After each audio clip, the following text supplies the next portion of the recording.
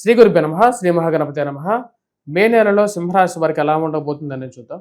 మే నెల సింహరాశి వారికి చాలా ముఖ్యమైనటువంటి నెలగా కూడా చెప్పవచ్చు. ఎందుకంటే ఈ యొక్క నెలలో కొన్ని గ్రహాల యొక్క మార్పు వీరి యొక్క జీవితాన్ని కొంచెం మార్పు చేర్పులకి గురి చేసే విధంగా ఉంటుంది. వాటిలో ముఖ్యంగా వచ్చేటప్పటికి గురువు యొక్క మార్పు అనేది, అంటే సువర్ణమూర్తిగా మారబోతున్నటువంటి గురువు. అంటే గురువు ఎప్పుడైతే సువర్ణమూర్తిగా మారతాడో ఇది ఉద్యోగపరంగా, వ్యాపార పరంగా అనుకూలమైనటువంటి స్థితిలోకి జీవితాన్ని తీసుకెళ్తూ ఉంటుంది.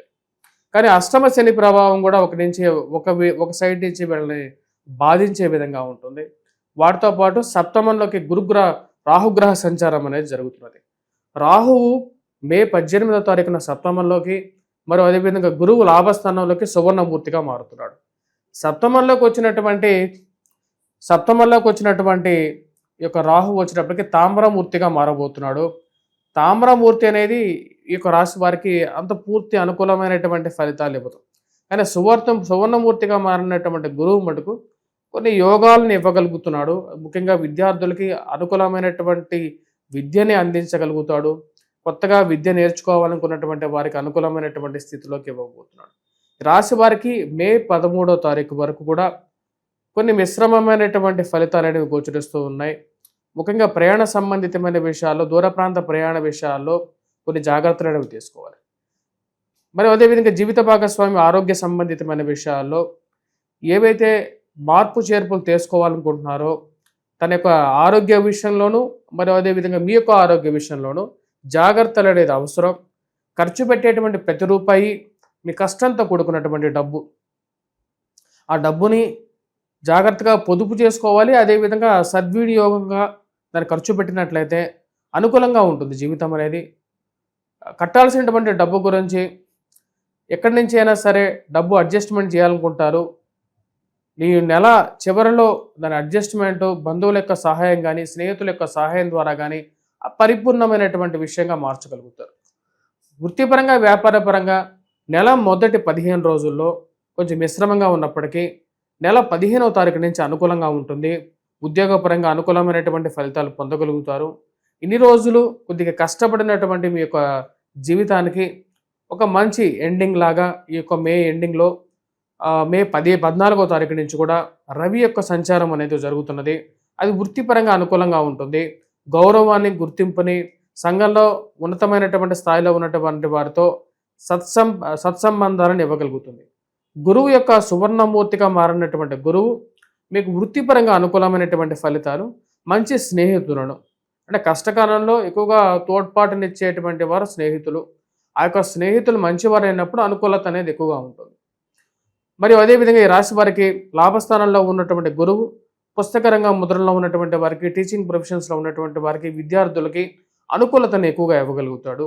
విద్యా సంబంధితమైన విషయాల్లో కూడా మే నెల 14వ తారీఖు నుంచి గురువు యొక్క సంచారం ఎప్పుడైతే సువర్ణమూర్తిగా మారబోతున్నాడో అప్పటి నుంచి అనుకూలమైనటువంటి ఫలితాన్ని ఇవ్వగలుగుతాడు.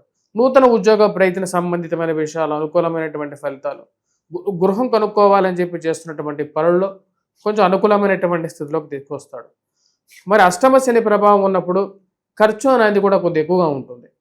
మరి ఆరోగ్యపరంగా కొన్ని జాగ్రత్తలు, ఏవైతే రెగ్యులర్ మెడిసిన్స్ ఏవైతే ఉన్నాయో అలోపతి మెడిసిన్స్ నుంచి కొన్ని మార్పు చేర్పులు చేసుకోవాలనుకుంటారు. డైట్ కంట్రోల్ని, మరి అదేవిధంగా వాకింగ్ ఎక్సర్సైజెస్ని ఎక్కువగా చేయాలని చెప్పి ఎక్కువగా ఆలోచిస్తూ ఉంటారు. వయోవృద్ధులు కొద్దిగా ఆరోగ్య విషయంలో కొన్ని జాగ్రత్తలు అనేవి తీసుకున్నట్లయితే కొంచెం అనుకూలంగా ఉంటుంది. జీవిత భాగస్వామి ఆరోగ్య సంబంధితమైన విషయాల్లో కొన్ని జాగ్రత్తలు తీసుకోవాలి. మాట్లాడే ప్రతి విషయంలోనూ కొన్ని జాగ్రత్తలు అవసరం. ఎందుకంటే రాహుకేతువుల యొక్క ప్రభావం కూడా ఇక రాశి వారికి మేలోనే స్టార్ట్ అవుతున్నది. ఈ రాశి వారికి వచ్చేటప్పటికి మే 18వ తారీఖున కేతువు జన్మరాశిలోకి సప్తమంలోకి రాహు మారుతున్నాడు. సప్తమంలోకి రాహు మారినప్పుడు చిన్న చిన్న విషయాలకి ఫ్రస్ట్రేట్ అవ్వాల్సిన అవసరం అయితే లేదు. ఎందుకంటే ఎవరో ఎందుకో మిమ్మల్ని మానసికంగా బాధించేటువంటి వారు జీవితంలో ఉన్నప్పటికీ, ముఖ్యంగా ఈ అత్తాకోడళ్ళ వ్యవహార సంబంధితమైన విషయాల్లో కానీ, మామగారితో కానీ సత్సంబంధాల విషయంలో మీకు ఇష్టం లేనటువంటి విషయాన్ని నిర్మోహపాటుగా చెప్పేటువంటి మనస్తత్వం ఉంటుంది మీకు. ఆ యొక్క మనస్తత్వంతో మీరు చెప్పేటువంటి విషయాలు కొన్ని విషయాలు వివాదాస్పదంగా మారినప్పటికీ కూడా వాటిని ఏదో విధంగా కంట్రోల్ చేయాలని చెప్పి మీరు చేసేటువంటి ప్రయత్నాల్లో చాలా వరకు విజయాన్ని సాధించగలుగుతారు. ఉద్యోగపరంగా ప్రమోషన్స్, ఇంక్రిమెంట్స్ గురించి మీరు ఎవరైతే వెయిట్ చేస్తున్నారో వారికి ఒక మంచి అనుకూలమైనటువంటి సమయం రాబోతున్నటువంటి 14వ తారీఖు నుంచి అనుకూలంగా ఉంటుంది.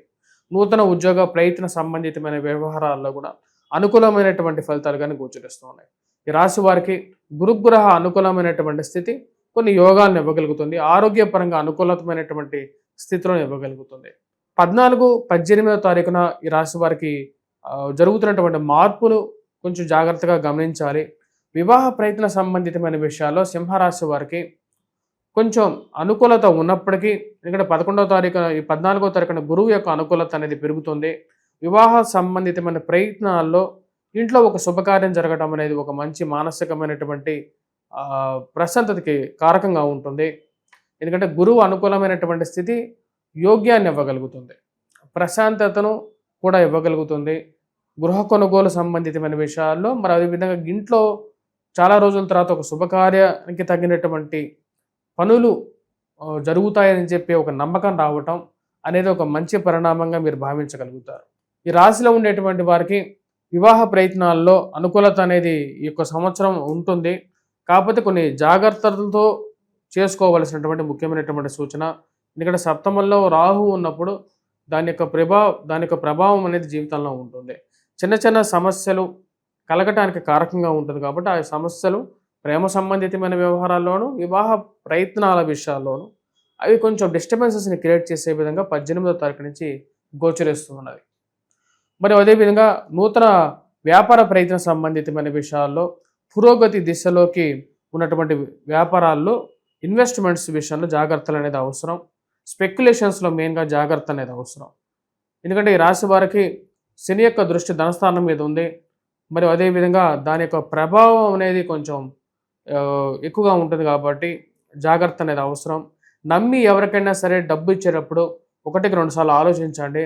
సమాజం అనేది సత్యవంతంగా లేదు, రజోగుణ కారకమే ఉంది అన్నమాట. అంటే భోగాలు, యోగాలు విషయాల్లో ఎక్కువగా మోసపూరితమైనటువంటి మనస్తత్వం కలిగినటువంటి వారు చుట్టూ ఉంటారు.